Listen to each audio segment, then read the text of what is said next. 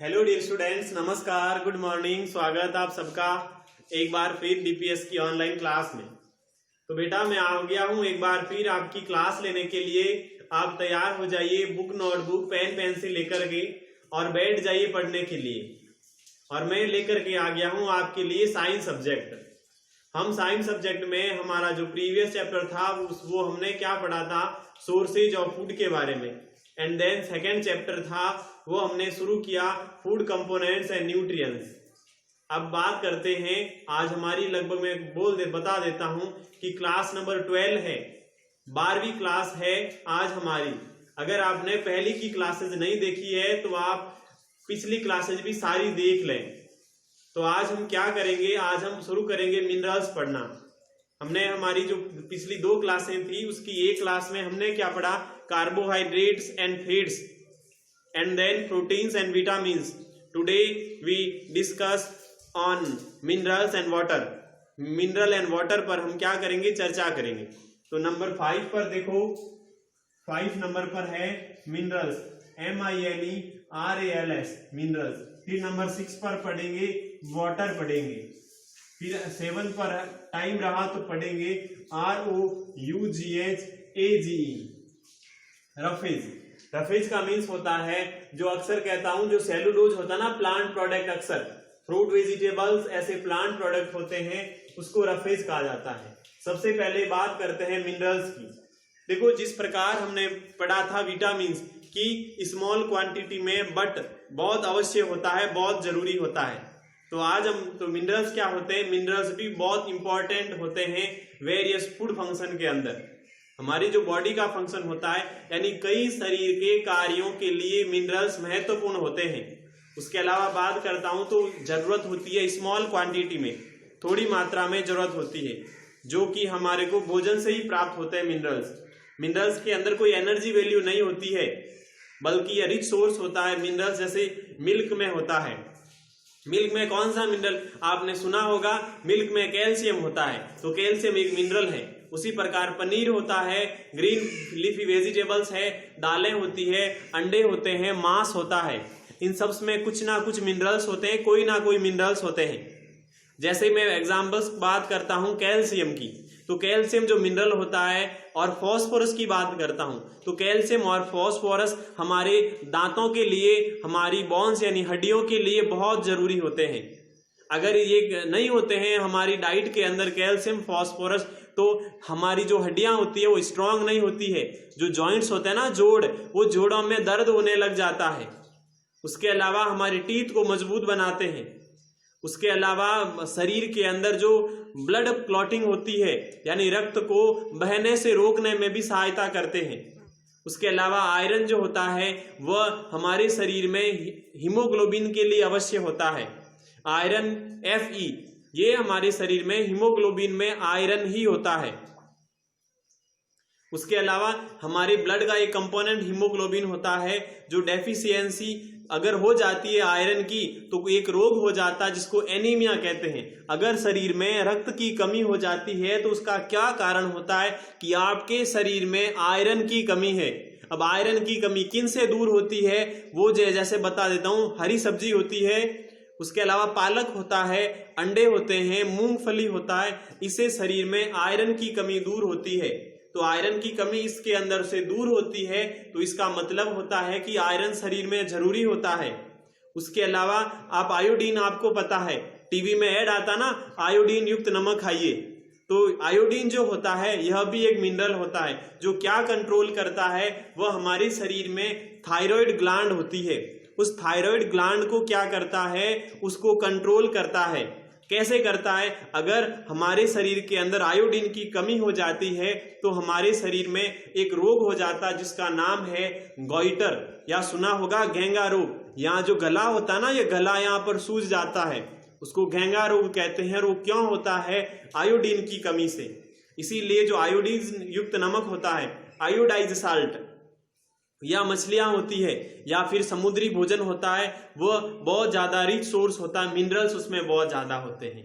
तो आपको भी कैसा नमक खाना, आयोडीन युक्त नमक खाना है। तो आपके बुक में देखो टेबल दे रखी है मिनरल्स की, फर्स्ट आयरन मिनरल है जिसमें सोर्स दे रखे हैं ग्रीन लीफी वेजिटेबल्स। लेग्यूम्स का मीन्स मैंने आपको कल की क्लास में बताया, जैसे दालें या बीन्स को लेग्यूम्स कहते हैं। स्पाइनच होता है, फिर एक जैगरी लिखा हुआ है JAGGARY, और जैगरी होता है गुड़ होता है, लिखा है ना JAGGERY, जैगरी का मीन्स गुड़ होता है। उसके अलावा एग यॉक का मीन्स पीतक होता है, यानी अंडे का पीला पीला पदार्थ। ये क्या करता है देखो शरीर में, essential for the formation of haemoglobin in the blood, यानी कि रक्त में खून में हीमोग्लोबिन के बनने के लिए जरूरी होता है iron. That helps in respiration, जो श्वसन लेने में भी सहायता करता है।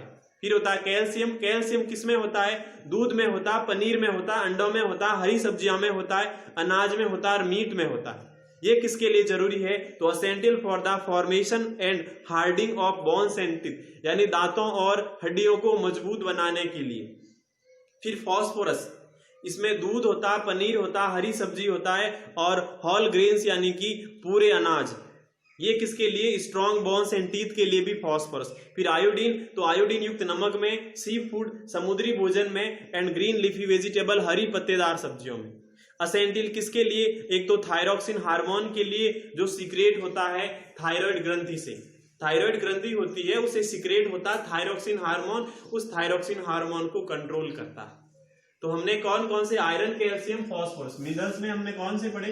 एक तो आयरन पढ़ा एंड देन CaLCiUm, कैल्शियम पढ़ा एंड देन नंबर 3 पर क्या पढ़ा? Phosphorus, PHOS phos, PHOROUS, phosphorus पढ़ा एंड लास्ट देन IODI यानी आयोडीन पढ़ा।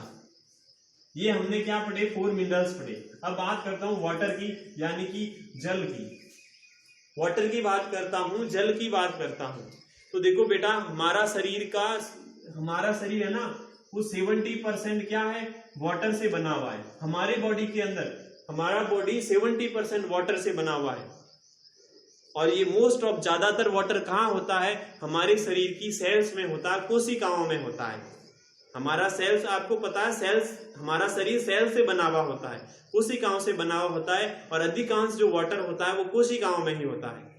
उसके अलावा ये जो वाटर होता है वह हमारे ब्लड में भी होता है, और ये जो हमारा लिक्विड पार्ट होता है ब्लड का, उसको प्लाज्मा कहा जाता है। और ये जो सारी लाइफ प्रोसेस होती है वो पानी के बिना नहीं होती है। एक एक्टिविटी में बता देता हूं, जैसे भोजन में कैसे पानी होता है। आप देखो बेटा, कोई भी चीज ले लीजिए, मैं सपोज करता हूं आप अंगूर ले लीजिए, अंगूर जो होता है ना, ग्रेप्स ले लीजिए, आप ग्रेप्स ले लीजिए, फिर आप ग्रेप्स ले लीजिए, चाहे पोटैटो ले लीजिए, छोड़ो ग्रेप्स को तो छोड़ो, आप आलू ले लीजिए, और आलू ले लीजिए, आलू को आप क्रैश करिए या छीलिए, और छील करके आप उसको धूप में सुखा दीजिए। और सुखाने से पहले क्या करना है? उसका वजन तोलना है। एक आलू लीजिए, उसको आप कटिंग करिए, उसकी पीसेज करिए, उसके टुकड़े कीजिए, फिर उसको वेट कीजिए मशीन पर कि ये कितना वेट है, इसका वजन कितना है। फिर वो वजन नोट कर देना है, फिर उसको धूप में सुखा देना है। एक दिन के लिए धूप में पड़े रहना देना है, फिर दूसरे दिन वापस उसको वेट करना है, वापस उसका वजन लेना। आपको देखना बहुत डिफरेंस आ जाएगा, बहुत डिफरेंस आ जाएगा कि बहुत वजन कम हो जाएगा। और कम हुआ तो कैसे कम हुआ? जो उसके अंदर पानी था ना, वो पानी उड़ गया, वो पानी सूख गया, वो पानी उड़ गया, इस कारण से उसका वजन कम हो गया। तो इस ऐसे हमारे को पता चलता है कि आलू में भी पानी होता है। लगभग ऑलमोस्ट जो सारी लिविंग थिंग्स होती है ना, उसमें अक्सर पानी होता है। उसके अलावा जो वाटर होते हैं, और वो वाटर कहां पर हेल्प करते हैं? फर्स्ट बात करता हूं तो डाइजेस्टिव सिस्टम में। डाइजेस्टिव सिस्टम यानी पाचन तंत्र। हमारा शरीर का जो पाचन तंत्र होता है, हम जो खाना खाते हैं उस खाना को एक तो ब्रेक डाउन यानी तोड़ना, और उसको छोटे छोटे टुकड़ों में तोड़ना या बदलना, ये बिना पानी के नहीं होता है। उसके अलावा ये हमारी बॉडी के अंदर, भोजन के अंदर से जो पोषक तत्व होते हैं, हम खाना खाते हैं उसमें कुछ ना कुछ तो पोषक तत्व होते हैं। जैसा हमने पिछली 2-3 क्लासों में पढ़ा, किसमें प्रोटीन होता है, किसमें फैट होता है, किसमें प्रोटीन्स होती है, किसमें कार्बोहाइड्रेट होती है। तो उसके अंदर जो प्रोटीन होती है भोजन में से, उसको कौन बाहर निकालता है? तो ये सहायता करता है जल, यानी जल के रूप में ही वो बाहर जाता है। इसके अलावा हमारे बॉडी के टेम्परेचर को भी मेंटेन करता है। हमारा शरीर का जो तापमान होता है उसमें भी पानी बहुत रोल अदा करता है। उसके अलावा ये रिमूव करता है हमारे शरीर से हमारे शरीर से जो अपशिष्ट पदार्थ होता है, वेस्ट प्रोडक्ट होता है, उसको बाहर निकालता है। कैसे निकालता है? यानी जैसे मूत्र के रूप में, यूरिन को मूत्र कहा जाता है हिंदी में, तो मूत्र के रूप में शरीर से अपशिष्ट पदार्थ अगर बन जाता है तो उसको क्या करता है? उसको भी हमारे शरीर से बाहर निकालता है। इस प्रकार बहुत सारे फंक्शंस होते हैं। तो इस प्रकार हमने क्या डिस्कस किया? वाटर का हमने डिस्कस किया है। उसके अलावा मैं अगर और बात बता देता हूं आपको, जैसे अगर हम श्वास लेते हैं, हमारे जो पसीना होता है, या फिर उसके अलावा हम चिल्लाते हैं, तो ये सारा क्या होता है? ये एक लॉस होता है वाटर का, बहुत ज्यादा वाटर का लॉस होता है। उसके अलावा मैं बात करता हूं तो हमारे खाने के अंदर लगभग मोस्टली आधे से भी ज्यादा जल होता है। खाने में भी कह रहा हूं, आप देखो रोटी ले लीजिए, आप रोटी को भी सुखा दीजिए, उसका वजन कम हो जाएगा। उसके अलावा फ्रूट्स वेजिटेबल में भी बहुत ज्यादा होता है, बहुत ही ज्यादा होता है फ्रूट वेजिटेबल्स के अंदर। जैसे अंगूर के अंदर लगभग 80% जल होता है। उसके अलावा बात करता हूं तो अगर हम ज्यादातर लोग क्या करते हैं? पानी पीते हैं और दिन में कम से कम 6-8 गिलास पानी पीते हैं। तो वो क्यों? वो शरीर को एक मेंटेन करने के लिए। उसके अलावा हमारे शरीर में बहुत महत्वपूर्ण होता है पानी, और अगर कोई जल होता है वो हमारे को ऊर्जा नहीं देता है, लेकिन भोजन को छोटे टुकड़ों में तोड़ने में सहायता करता है। जैसे अगर एक और बीमारी हो जाती है, जैसे कि यदि किसी पर्सन में जल की कमी हो जाती है पानी में, अगर आदमी के शरीर में जल की कमी हो जाती है तो उसका शरीर कैसा हो जाता है? डिहाइड्रेटेड हो जाता है। डिहाइड्रेट को हिंदी में यही कहते हैं, या तो निर्जलीकरण कह दो या शरीर में पानी की कमी कह दो।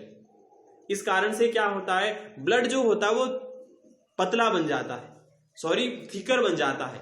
इसे क्या होता है? हमारे शरीर के अंदर वो धीरे धीरे हो जाता है। अगर शरीर के अंदर हम पानी नहीं पिएंगे, पानी कम पिएंगे, तो क्या होगा?